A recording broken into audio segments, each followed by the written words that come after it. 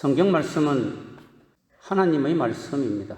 하나님께서는 자기의 택한 백성, 저와 여러분의 구원을 위해서 이 땅에서의 삶뿐 아니라 하나님 나라에서의 영원한 삶을 위해서 구원 계획을 신구약 성경에 기록하였습니다. 성령을 통하여서 구약은 선지자들에게, 신약은 사도들에게 기록하라고 명하셨습니다. 그리하여 하나님께서는 그들이 성경 말씀을 기록할 때에 1.1핵의 오차도 없이 정확하게 기록하게 하시기 위해서 선지자들에게 성령의 감동을 주셨고, 이사야나 예레미야나 에스겔이나 모든 선지자들은 하나님의 그 음성을, 환상을 보든지 또 꿈을 보든지 직접 음성을 듣든지 하나님으로부터 말씀을 듣고 구약 성경을 기록하였습니다. 신약 성경은 사도들이 하나님의 말씀을 기록하였습니다. 성령을 통하여 하나님께서 환상도 보여주시고, 베드로에게 보자기 환상도 보여주시고, 바울에게 여전히 소아시아를 여행하려고 할 때 환상을 보여줘서 유럽으로 여행을 하라고 하시고, 사도 요한에게 신약 성경의 마지막인 요한계시록을 환상을 보여주시고 음성을 보여주시고 계시를 통하여서 기록하게 하였습니다. 그리하여 신구약 성경 66권이 완전히 다 마치게 되었을 때 더 이상 사도들과 선지자들에게 하나님의 음성과 환상과 계시는 없었습니다. 이것이 정통 장로교회의 기본 신앙의 입장이고 교리입니다. 그런데 1900년대에 오순절 운동이라고 하여서 가장 대표적인 것이 순복음교회겠죠. 성령의 운동에 대해서, 성령의 권능과 능력에 대해서 너무 지금 제한하고 있다. 성령님의 그 위대하신 능력과 그 힘과 그 권위를 우리는 재조명해야 된다 하면서 오순절 성령운동을 주장하였습니다. 그래서 그들은 오늘날에도 방언은 있다 하여서 방언을 실질적으로 구사하였고, 방언을 하지 않는 자들은 진정한 의미에서 중생이 되지 않은 것이다. 그래서 방언을 2차적인 성령 세례라고 주장을 하였습니다. 거기에 더 나아가서 1960년대에는 이제 순복음에 국한되지 않고 교파를 초월하여서 많은 교단에서 은사 운동을 벌였습니다. 이 은사 운동은 방언만 있는 것이 아니고 예언도 있고 꿈과 환상도 있으며, 또한 병을 치료하는 치유의 은사도 있고 귀신을 쫓는 축사 귀신을 쫓는 은사도 있다 하면서 여러 가지 은사 운동을 이제 한 교단인 순복음교회에만 국한되지 않고 각 교단을 초월해서 은사주의 운동이 1960년대로 해서 계속 일어나게 되었습니다. 그런데 이 오순절 운동과 은사주의 운동에 깊은 영향을 받으면서 그 오순절 운동과 은사주의 운동보다도 더욱 급진적이고 과격한 운동이 이제 21세기 2000년, 2001년 초에 2차 세계대전이 끝나고 난 후에 이게 생기게 되었습니다. 이것을 신사도운동, 제2의 사도의 운동이라 말합니다. 혹은 이것을 제3의 물결이라고도 이야기를 합니다. 이 신사도운동의 앞장선 리더여 주창자는 교회 성장학자이고 선교사였던 피터 와그너 교수입니다. 이 피터 와그너 교수는 이렇게 말합니다. 쉽게 말해서 1세기에 12사도만이 사도가 아니다.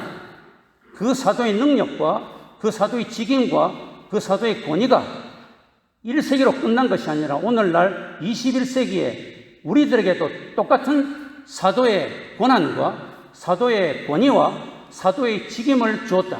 이것을 신사도, 제2의 사도라 그럽니다.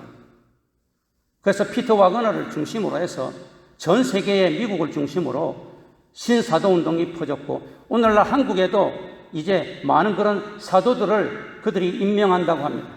그래서 피터 와건을 중심해서 12명의 그런 사도, 그 사도에서 그들이 대사도, 원사도라고 하면 이제 새끼 사도들 해서 한국에도 이제 어떤 그 귀신을 잘 쫓고 그다음 병을 잘 고치고 또 방언을 잘하고 예언을 하는 이런 은사가 있는 이런 능력이 있는 자들을 갖다가 사도로 임명을 해가지고 12명씩 이 예수님께서 12사도를 12제자를 만들었듯이 12사도를 만들어가는, 그래서 사도가 있고 거기에 또 선지자가 직분이 있고 그다음에 중보자 직분이 있는 뭐 이런 식으로 흔히 속칭 말하는 G12의 개념을 가지고서 한국교회에 많은 영향을 주고 있습니다.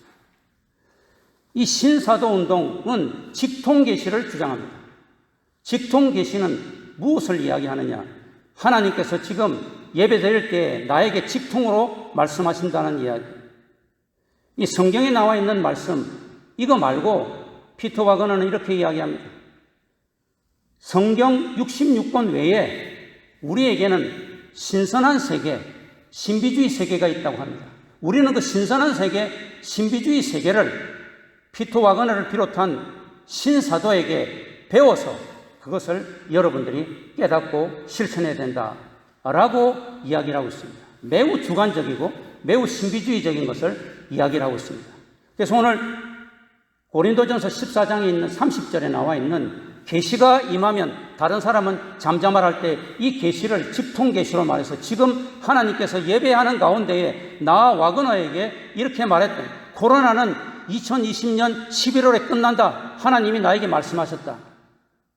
예를 들면 이렇게 이야기하는 것입니다. 그래서 그들은 성경 보기를 등한히 하고 그들은 하나님이 나에게 지금 즉흥적으로 감동적으로 성령을 통하여 마치 에스겔 선지자에게, 이사야 선지자에게, 예레미야 선지자에게 말씀하셨듯이 나에게 말씀하시고 사도 요한에게, 베드로에게 말씀하셨듯이 직통으로 이야기를 한다.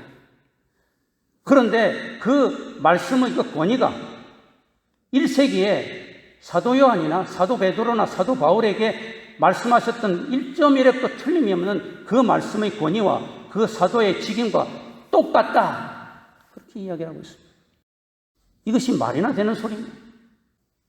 그래서 오늘 저는 이 고린도전서 14장에 나와 있는 예언의 문제를 사도 바울이 이야기하면서 어떻게 이 예언을 다뤄야 되고 하나님 말씀을 다뤄야 되는가를 한번 본문을 통해서 생각을 해보고자 합니다. 고린도전서 우리가 읽은 14장 29절에 보면 예언하는 자는 둘이나 셋이나 말하고 다른 이들은 분별할 것이요 말했어요. 이 말은 이 예언한다 하는 이 말의 속에는 바울이 고린도 교회의 성도들 중에서는 굉장히 영적 우월감에 빠진 사람들이 많았어요. 은사를 받아가지고 방언을 하는 사람들이 많았고 또 그런 가운데 꿈과 환상을 본다고 하는 사람들, 예언을 한다고 하는 사람들이 많았어요. 그런데 문제는 제가 언젠가도 말씀했지만 고린도 지역은 이방신, 우상들의 본거지였어요. 그래서 많은 우상들이 있고 많은 이방신들이 있었는데 그 중에 한 대표적인 것이 아폴로 신이에요. 아폴로 신은 어떤 신이냐? 예언의 신입니다.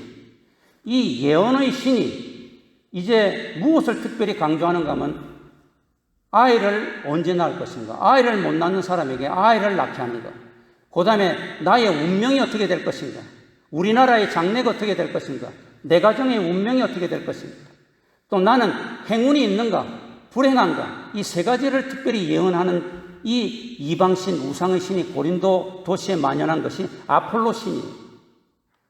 바울이 지금 여기에서 말할 때 예언하는 자마다, 예언하는 자는 이 말을 할 때는 이 고린도 교회의 성도들 중에서 영적인 우울감에 빠져가지고 고린도 도시 안에 있는 아폴로 신이나 뭐 이런 무당들이나 이런 잡신들에게서 받았던 어떤 이상한 그런 것을 가지고서 이야기하는 자들도 있다는 이야기예요. 설사 그렇지 않다고 할지라도 하나님으로부터 그가 환상과 꿈을 받았다고 할지라도 너무 막 여기서 저기서 성령을 받았다고 우월감에 막 이렇게 막 산발적으로 이야기하니까 예배가 질서가 없는 것입니다.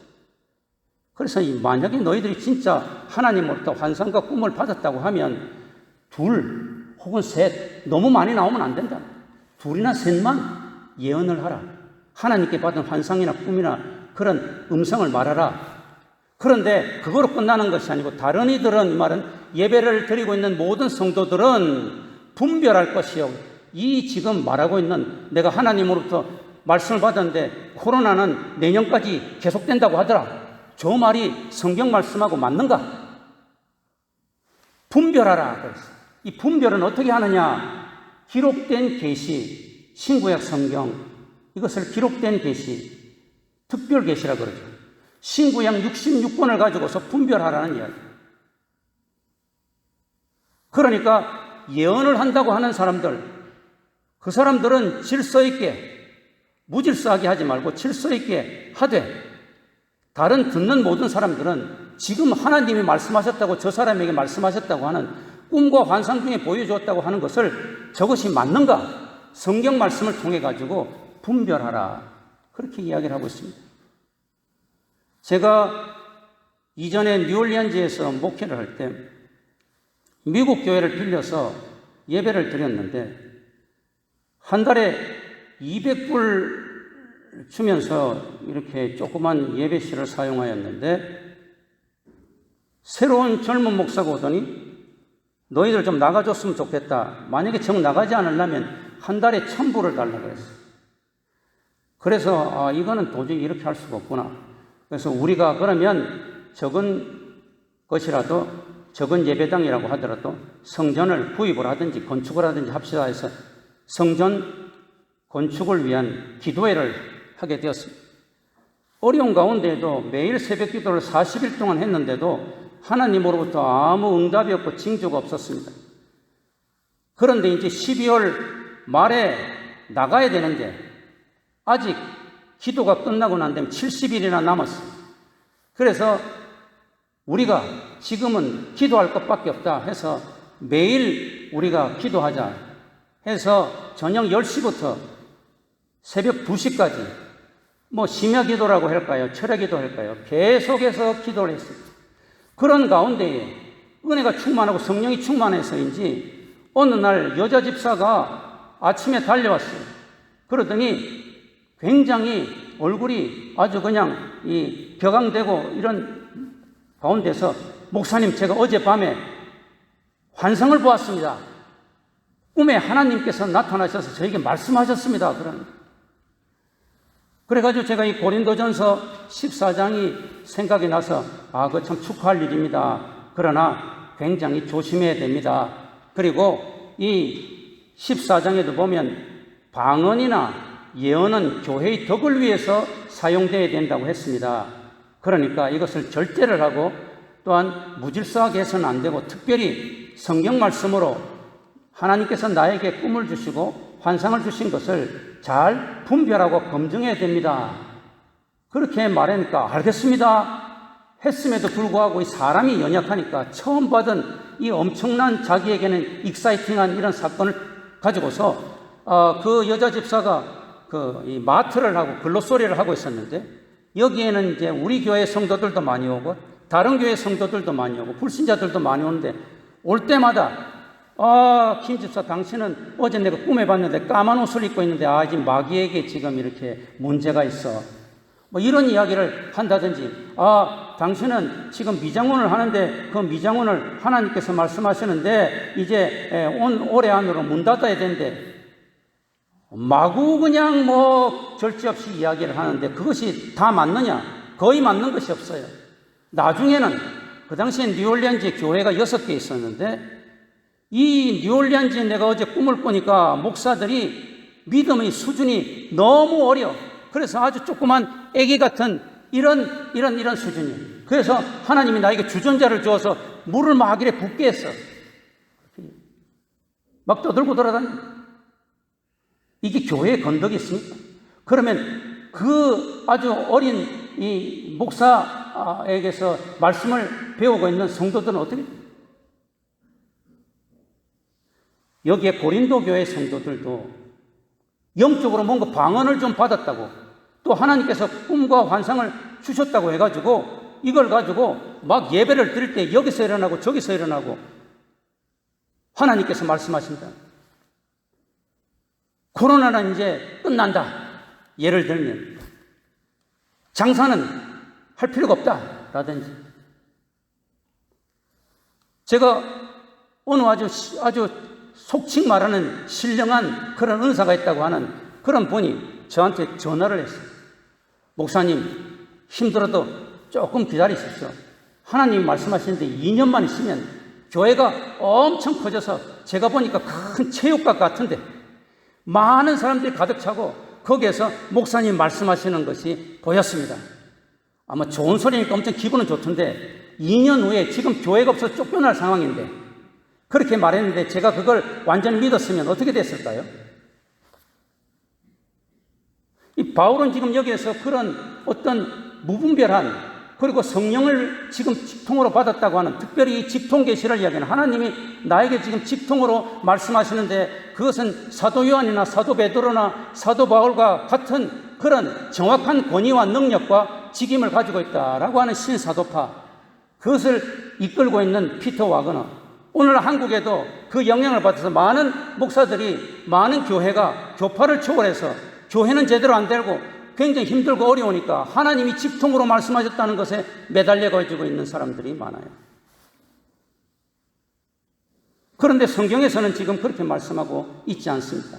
고린도전서 14장 30절에 보면 만일 곁에 앉아있는 다른 이에게 계시가 있으면 먼저 하던 자는 잠잠할지니라 할 때 이 계시를 이 피터 와그너나 직통 계시자들이나 혹은 심지어는 오순절 운동자들도 이것을 하나님께서 지금 예배 드릴 때에 직통으로 나에게 말씀하신다라고 이야기를 하고 있습니다.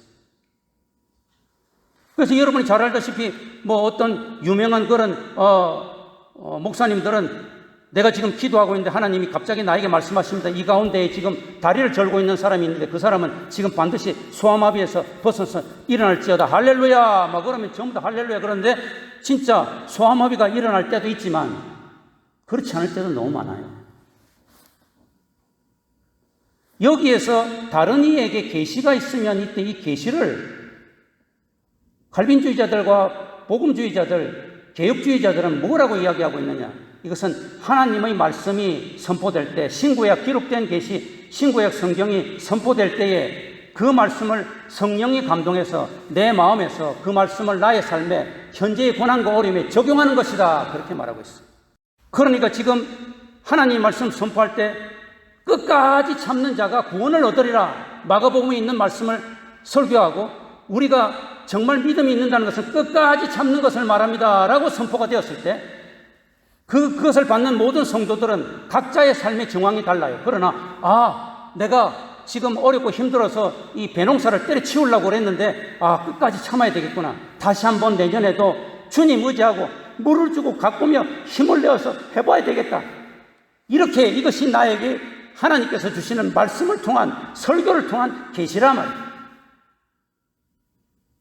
끝까지 참아야 된다 그래서 어떤 사람은 지금 너무 힘들어서 이 자영업자인데 이 가게를 어떻게 해야 되나 문을 닫아야 되나 말아야 되나 너무 힘들고 어려운데 하나님께서 말씀을 들려주시지 않아서 힘들었는데 오늘 목사님이 설교하는데 끝까지 참아야 진정한 믿음이고 그것이 하나님께서 주시는 상급이다 축복이다 라는 말을 듣고 그래 내가 지금까지도 하나님의 은혜로 장사를 했는데 내가 더 해봐야지.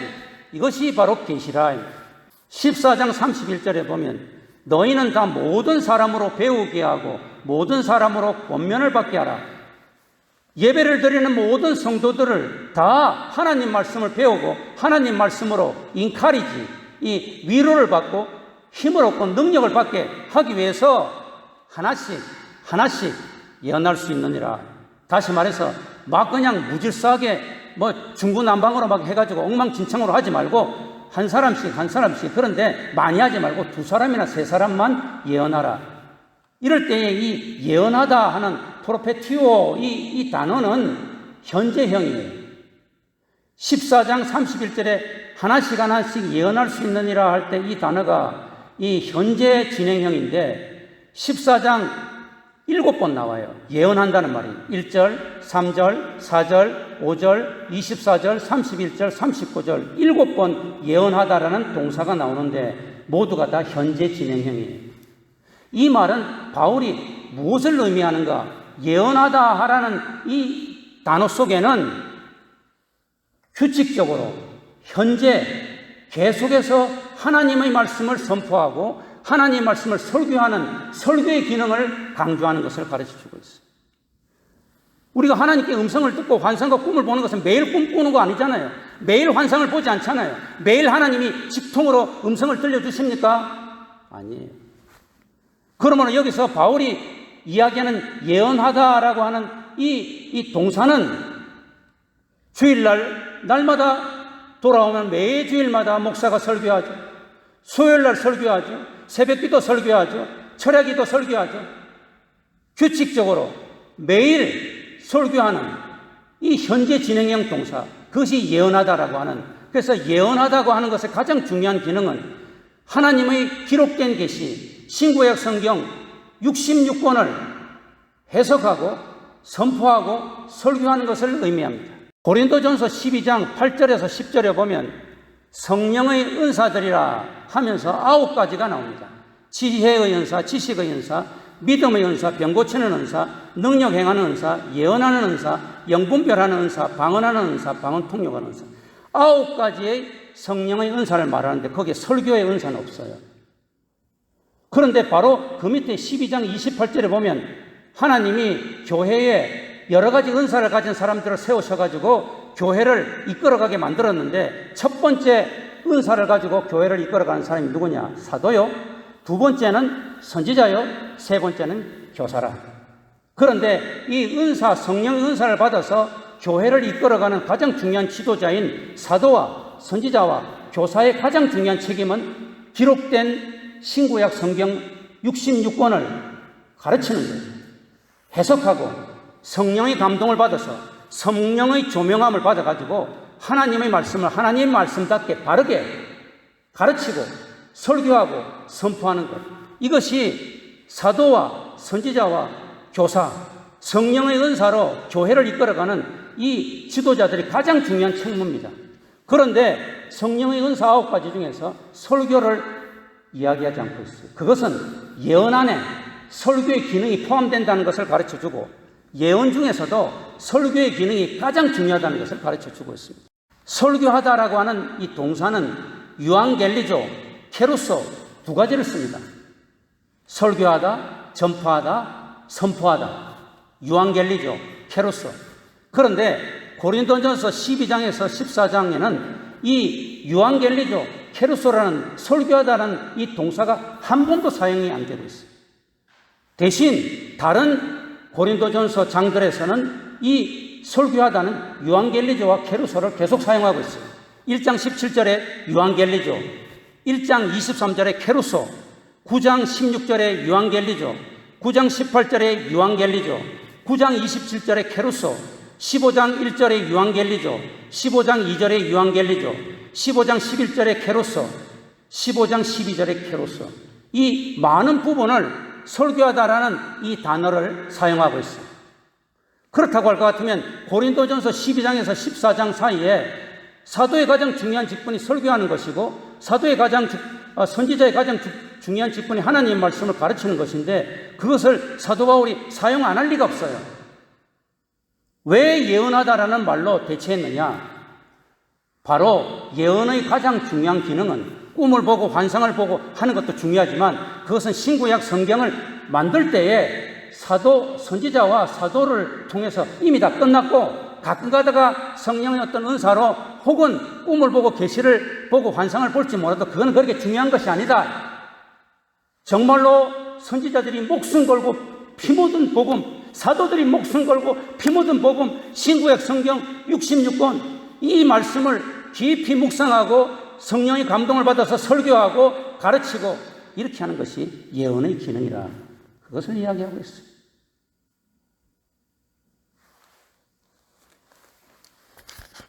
결론적으로 바울이 고린도전서 14장에서 집중적으로 다루고 있는 예언은 이따금씩 충동적이고 즉흥적으로 선언되는 직통 계시라기보다 예배 중에 성경을 규칙적으로 설교하고 적용하는 것을 의미합니다. 예배 중에 하나님께 받은 계시를 예언한다는 것은 성경에 기록되어진 하나님의 계시를 설교하고 오늘날의 삶에 적용하는 사역인 것입니다. 그런 의미에서 설교를 예배 중에 시행한다는 것은 아주 중요한 것입니다. 왜냐하면 예배 중에 설교를 통하여 교회의 건덕을 세우고 성도들을 유익하게 하기 때문입니다.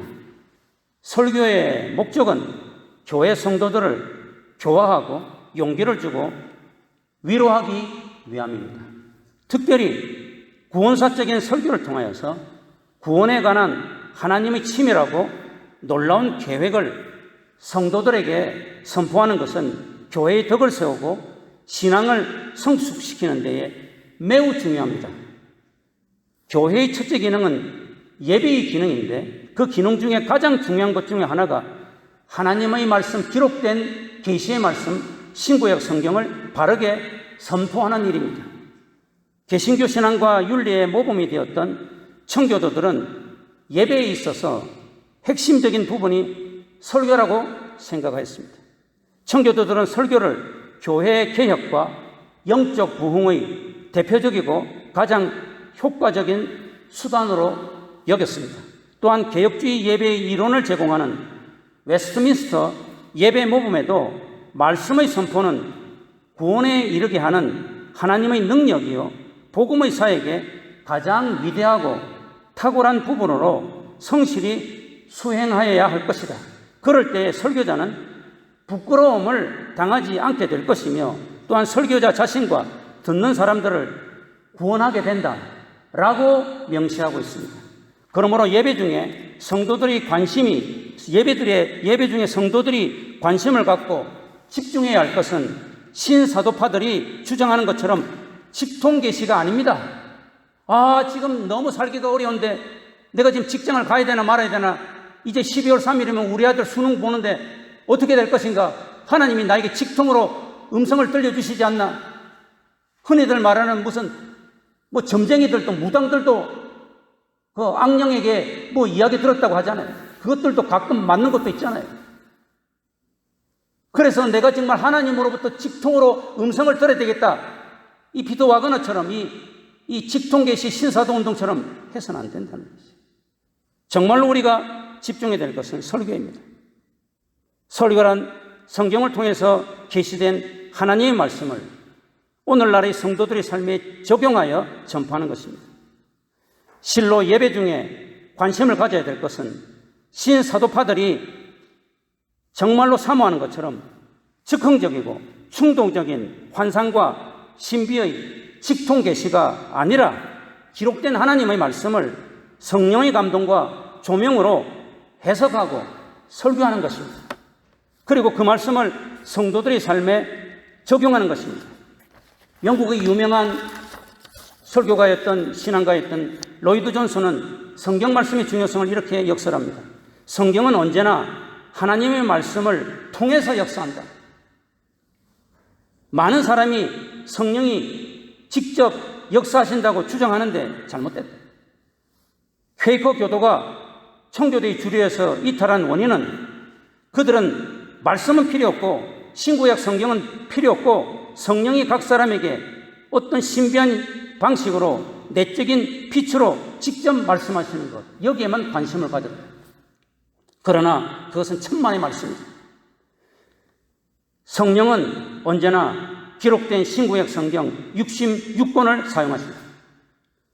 성령은 자신의 일을 이루기 위해서 신구약 성경, 기록된 계시의 말씀, 특별 계시의 말씀, 성경 말씀을 사용하십니다. 그러므로 예배 중에 우리가 초점을 맞춰야 될 것은 환상과 신비로운 경험을 수반한 즉흥적이고 충동적인 직통 계시를 받는 것이 아닙니다.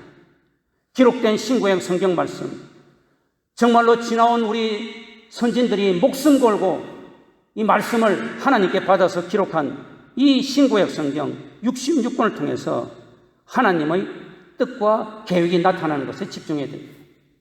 사도 바울은 디모데후서 3장 15절 16절에서 성경은 능히 너로 하여금 그리스도 예수 안에 있는 믿음으로 말미암아 구원에 이르는 지혜가 있게 하느니라. 모든 성경은 하나님의 감동으로 된 것으로 교훈과 책망과 바르게 함과 의로 교육하기에 유익하다 라고 말하고 있습니다. 그러므로 성도들이 드리는 예배는 하나님의 말씀인 성경을 기초로 해야 됩니다. 성경만이 교회의 예배 내용을 규정해 줄 수 있습니다. 예배의 진수는 외적인 형식이 아니라 예배의 원천인 하나님의 말씀을 사모하고 신구약 성경 말씀에 집중하고 그 말씀에 순종하고 그 말씀을 갈망하는 것입니다. 그러므로 예배의 형태와 내용과 메시지는 성경을 바탕으로 해야 됩니다. 성경을 떠난 어떠한 신앙행위나 예배 행위도 용납되지 않습니다. 예배다운 예배는 하나님을 체험하는 것이고 그 체험하는 가장 중요한 방법 중에 하나가 설교를 통해서입니다. 다시 말해 기록된 신구약 성경 하나님의 말씀을 성령의 감동하심과 감화하심과 또한 각고의 노력과 애씀으로 주의하여서 그것을 성도들의 상황과 삶에 잘 적용하여 선포할 때에 성도들은 그 설교를 통해서 나타난 하나님의 뜻에 매우 가까이 접근하게 되고 감격과 감사를 느끼게 되고 반응을 하게 됩니다. 다시 말해서 회개가 필요할 때는 눈물 흘려서 가슴을 찢으며 회개하고 찬양이 필요할 때는 손을 들어서 목소리를 내어서 찬양을 하게 되고 기도가 필요할 때는 무릎을 꿇고 낙타 무릎에 이어서 통성으로 또한 은밀하게 기도하게 되고 구제와 봉사가 필요할 때는 아낌없이 나의 주머니를 다 털어서 구제하고 땀을 흘리면서 봉사를 하게 되는 것입니다. 그러므로 기록된 하나님의 말씀, 특별히 십자가 구원의 복음을 성도들의 삶에 구체적으로 적용하고 선포하는 설교야말로 예배를 기억하며 성도들의 삶에 변화를 가져다주며 교회의 덕을 세우는 일에 결정적인 견인차 역할을 하게 되는 것입니다. 사랑하는 성도 여러분, 성도들은 설교를 듣는 가운데 성령의 감동하심으로 자신을 향한 하나님의 구원의 은혜가 무엇인지, 자신을 향한 하나님의 뜻이 무엇인지, 이 나라의 백성을 위한 하나님의 뜻이 무엇인지 알게 되는 것입니다. 그리스도의 십자가의 속죄사역 안에서 하나님의 은혜와 사랑이 얼마나 귀한 것인지를 깨닫게 되는 것입니다. 그리고 그 설교를 통해서 자신과 하나님과의 관계를 발견하고 그리스도인으로서의 본분을 다함으로 교회의 덕을 세우고 하나님께 영광을 돌리게 되는 것입니다. 칼빈을 우리는 500년이 지났는데도 칼빈 최고라고 합니다. 왜 칼빈을 최고라고 합니까? 칼빈은 말씀이 가는 곳에 가고 말씀이 머무는 곳에 머물고 내가 아무리 위대한 신학자라고 하더라도 하나님 말씀을 잘 모르는 건 모른다고 하고 하나님이 그 위대한 말씀을 정말 기록된 말씀을 내가 어떻게 성령의 조명하심과 감동하심으로 좀 더 정확하게, 좀 더 바르게, 좀 더 효과적으로 전할 수 있을 것인가? 무릎 꿇고 그 말씀에 먼저 자기가 순종하고 그 말씀에 자기를 녹아들이게 하려고 했기 때문에 역시 칼빈이야. 500년이 지나도 칼빈이라고 하는 것이. 제가 목회사역도 했고 교수사역도 오래 했지만 30년이 지금 지났지만 기록된 신구약 성경 말씀보다도 정확하고 바르고 확실하고 능력 있고 치유가 있고 회복이 있는 것은 없어요. 칼빈은 이렇게 말합니다. 하나님의 말씀이 순수하게 선포되고 경청되며 성례가 올바르게 집행되는 그 교회가 어디든지 하나님의 교회라는 것을 의심할 수 없다. 왜냐하면 설교가 올바로 시행되고 이를 경청하여 듣는 성도들이 또한 그 말씀에 순종함으로 거룩하여지고 변화받고 마침내 완전한 구원에 도달할 수 있기 때문이다. 이렇게 말하고 있습니다. 오늘날 각종 이단 사설이 많고 거짓 가르침이 많고 특별히 지금 코로나로 인하여 온 세계가 팬데믹 현상을 일으킨 지 지금 9개월이 지나 10개월 나오고 지금 앞을 예측할 수 없고 물난리가 나고 홍수와 지진과 또 산에 산불 나고 온통 온 세상이 뒤죽박죽 엉망진창일 때에 많은 거짓 사설과 가르침과 많은 이단들이 있습니다. 우리는 거기에 현혹되어서는 안 됩니다. 하나님께서 우리에게 주신 가장 확실한 길, 가장 확실한 구원의 방법, 어떻게 우리가 살아야 후회 없는 삶, 능력 있는 삶, 회복 있는 삶, 치유 있는 삶이 될 수 있을 것인가? 내가 그래서 선지자들을 통하여 사도들을 통하여 신구약 성경 66권을 너에게 주었다. 이 성경 말씀을 한 번이라도 더 읽고 시편도 지금 암송하게 돼 있고, 한 번이라도 더 암송하고, 하나님의 말씀 더 열심히 설교를 듣고, 믿음은 들음에서 나고 들음은 그리스도의 말씀으로 말미암는다고 했는데, 더욱더 하나님의 말씀에 집중할 때입니다.